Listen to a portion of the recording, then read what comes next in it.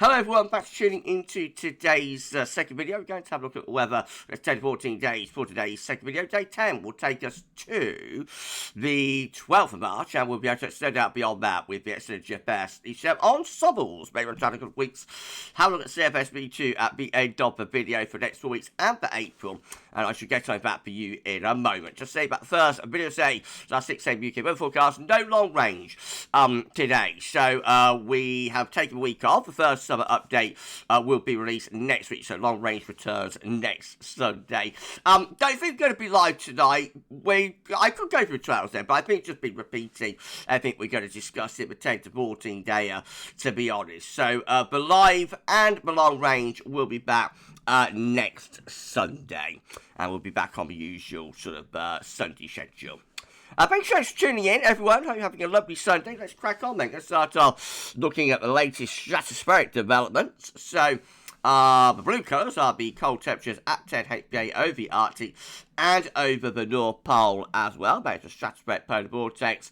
Got the green and yellow colours around the Pacific side of the pole and moving towards Canada and Greenland. So it's already a minor, modest warming going on. Well, as we go through next few days, we find dramatic warming taking place over Russia and so sorry everyone, over Russia and Siberia, with those vibrant dramatic red colours appearing, pushing out of Russia into the North Pole itself. By about the 7th and the 8th of March, we've got these dramatic red colours appearing. Displacement of the stratospheric polar vortex, blue colours squashed out into Canada, North America, North Atlantic, and also northern parts of Europe as well. That's over by the 10th of March. Obviously, a major development has taken place with the stratospheric polar vortex looking very, very stretched from North America to Europe across the Atlantic there. Looks like it's primed to split, really, with these orange colours again sitting over the pole itself. That is the stratospheric warming, of course. Looks like a sudden stratospheric warming. Remember, there is a difference between like a stratospheric warming, a strat warming, and a sudden stratospheric warming. Sudden stratospheric warming will reverse the zone of wind at 10 HPA, 60 degrees north. That is the technical definition of a major sudden stratospheric warming event. I think this will do that. It certainly looks like we're reaching the required temperature level. Now, in the extended range, we do indeed find the polar vortex splitting. So that's the 14th of March. We've got two lows of blue, one lot going off into America, another lot sinking down through the Atlantic into West Europe. In between, you've got these green colours. That's a split of the stratospheric polar vortex as well. That just enhances, the effect maybe of this potential SSW. And by the 18th of March, GFS 6Z is having another go at raising the temperature over Russia again. So maybe we get another bite of the cherry, for another SSW later on in March. That'd be quite unusual, but we are coming to the end of season now, so I think this will be the killing blow of the stratospheric polar vortex, to be honest. I don't think it'll be able to survive and come back after all of this battering, and it's going to be going through over the next couple of weeks.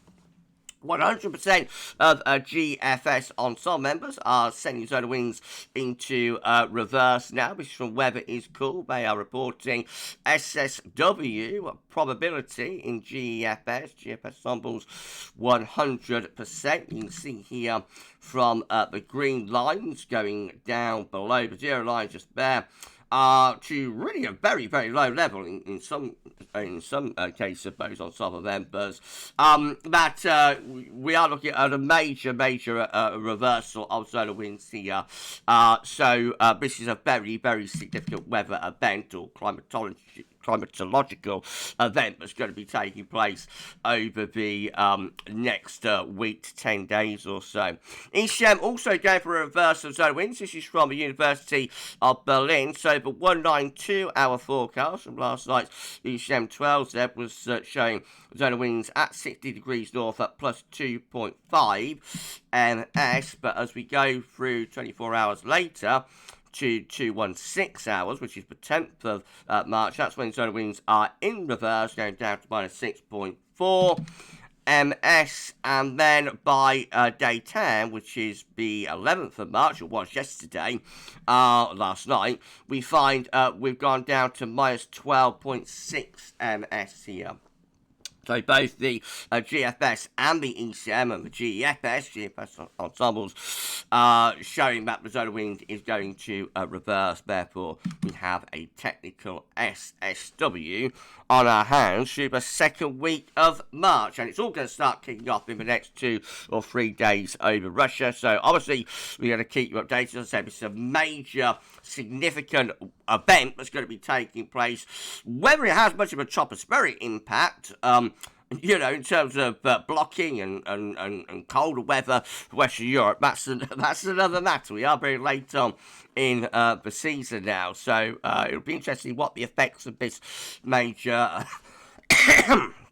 It'll be interesting what the effects of this major SSW are, but certainly, a very significant weather event, climatological event, is going to be taking place in the second week of March, the first and second week of March, and we shall keep you updated. Goodness gracious me. Right, okay, well, this is the latest win from that from earthnowschool.net, showing that we're currently under high pressure, high and dry, with low pressure towards Greenland and Iceland, and an active weather system jet stream running through up there as well. So, for the next few days, going to be very quiet, high pressure bringing a nice spell of early spring weather.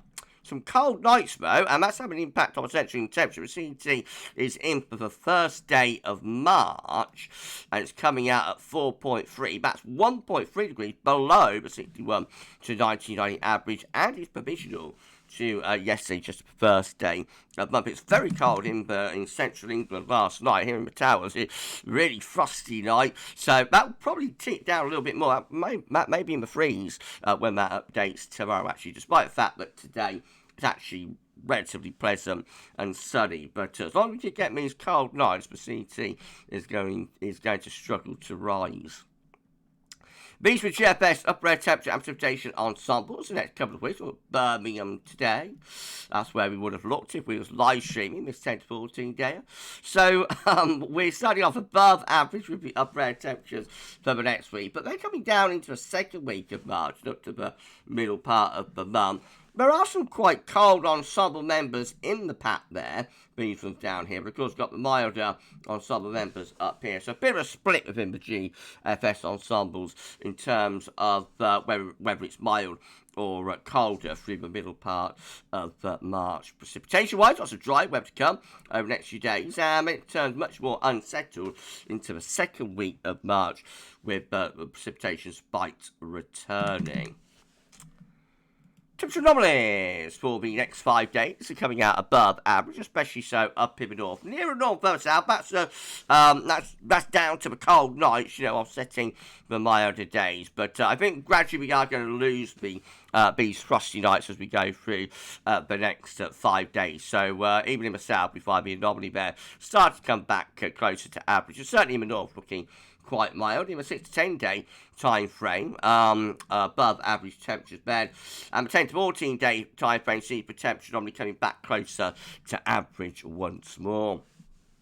Precipitation anomalies for the next 7 days are coming out drier than normal. The 10 to 16 day is also coming out a little bit on the drier side as well, interestingly. Right, let's start going through the chart data then. This is our latest UK Met Euro run. It's looking for midnight on Wednesday. High pressure south, low pressure to the north. And we're bringing in this mild southwest wind. Outbreaks of rain from the north, but mostly dry, you would have thought, down in the south. As we go through into the end of the week, we find low pressure sinking southwards to the west of the UK and Ireland, taking heavy rain with it, and high pressure begins to build up towards Iceland and Greenland. So gradually starting to go blocked there, and potentially starting to bring some colder air from the northeast as well, certainly into Scotland.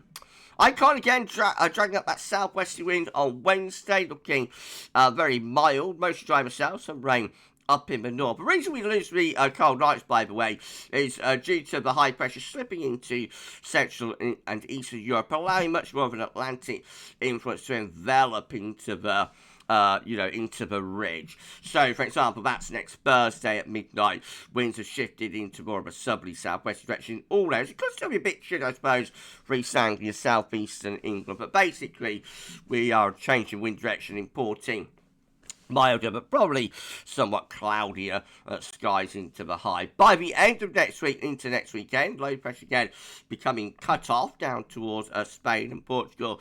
Heights building up towards Greenland and Iceland, blocking signal emerging. I don't think that would be anything to do with the SSW. I think it's too early for a tropospheric response to any strap warming. But it is interesting that both UK Met and also ICON are starting to build the heights up around Greenland and Iceland, potentially anyway, trying to pull in some colder air from the northeast. KMA, again, all much of a muchness through the middle part of next week. And then as we go on, we find that low pressure sinking away to the south. Does it raise heights to the north? Yes, it does. So we get a blocking of high pressure starting to form around Greenland Iceland. Winds in from the east. So that's the 11th of March, day 9. We've got a proper easterly coming in from Scandinavia there. Where was that in January and February? Anyway, that's turning cold. It could bring some wintry showers onto the east coast with those easterly winds. Then the KMA staying generally blocked cold but reasonably dry up to the 14th of March with that high pressure centred to the west of the UK and Ireland. Much of Europe turning really quite cold and wintry there, you'll notice. So the GFS midnight run is looking, so once more we've got those winds shifting into south at the end of the week. They could bring some wet weather into western regions in particular. I'm not sure there'll be too much rain in the east. By the time we get through to the beginning of the following week, it's Monday the 10th of March, high pressure begins to build around Iceland. Low pressure sinking down towards Biscay and Spain, winds coming in from a cold east or northeast direction. Upper air temperatures are becoming cold with a -5 Celsius iceberg digging in from the northeast from Scandinavia there. That could certainly bring some wintry shower, maybe some snow flurries onto the east coast. That's day 10, looking quite cold with high pressure centred more or less over country, but a little bit to the north, allows the wind to come in from that northeasterly direction. And then in the extended range, high pressure gradually slipping eastwards and trying to get going over Scandinavia. Low pressure heading in from the Atlantic, so a proper battle going on then. That's the 18th of March. We've got a Scandinavian high backing towards Russia. Low pressure trying to get in from off the Atlantic. So where we will go with that will be interesting to ponder. And then the GFS 6 in comparison, once more showing the wind going around to a southerly at the end of the week with low pressure out to the west. That low pressure sinks down towards Spain and Portugal. And heights begin to build to the north as well. That's set up at day 9, so I've got a bit of high pressure around Greenland and Iceland there, a bit of a blocking feature. Low pressure moving southwards along the jet stream. Remember, the black line here is the rough position of the jet stream on these charts. So day 10, we're under like a trough of low. We have raised heights to the north and trying to pull cold air in from the north and the northeast. But these flabby lows kind of get stuck underneath the block. And so, you know, it's chilly and damp and wet conditions, really, not particularly inspired, which is a possibility out of this SSW. But again, I don't think this is SSW related, to be honest. This the blocking signal that we're seeing here around the 10th, 11th, 12th of March. I don't think that would be SSW related, because I think it's too early for that kind of response. And in the extended range, well, bring low pressure in from off the Atlantic, so up to the 18th of March, looking rather wet and mild there. If you enjoyed the video, please like, share, and subscribe. Thanks so much everyone for doing that. Why not drop a comment? Let's know what you think about this and all of our videos, content, live streams, etc., etc. And don't forget to tell your friends about GavsWeatherVids. Get them to subscribe too. Thank you so much everyone for doing that. About 35 subscribers gets us to 19.6k, so could give us a sub. That'd be awesome. Thank you so much. Right, GM, again, bring that southwest wind in on Wednesday. Wind going into the south at the end of the week, so we lose a cold night, but probably turns cloudier especially in the west, with some showery outbreaks of rain. Then to the beginning of the following week, this is Monday the 10th, again we build the high pressure around Iceland and start to bring the wind in from a colder north or northeasterly direction. That can certainly bring wintry showers, maybe some snow flurries onto the east coast there. Upper air temperatures look cold, particularly so for more southern and eastern regions with the gem. And then the ECM rounds it all off with high pressure to south, low pressure to north on Wednesday, bringing in that southwesterly wind shifting around to the south at the end of the week. Low pressure sinking down towards Biscay, Spain and Portugal. Heights building around Greenland and Iceland. So we've got a proper blocking area, high pressure around Greenland and Iceland.